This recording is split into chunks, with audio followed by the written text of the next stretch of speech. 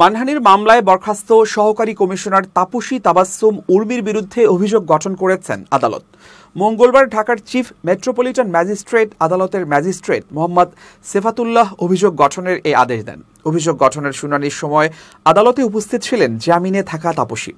গত ৮ অক্টোবর কোটা সংস্কার আন্দোলনের সময় পুলিশের গুলিতে শহীদ হওয়া রংপুরের বেগম রোকেয়া বিশ্ববিদ্যালয়ের শিক্ষার্থী ও কোটা সংস্কার আন্দোলনের সমন্বয়ক শহীদ আবু সাইদ এবং প্রধান উপদেষ্টা প্রফেসর মোহাম্মদ ইউনুসকে নিয়ে ফেসবুকে একটি পোস্ট দেন তাপসী।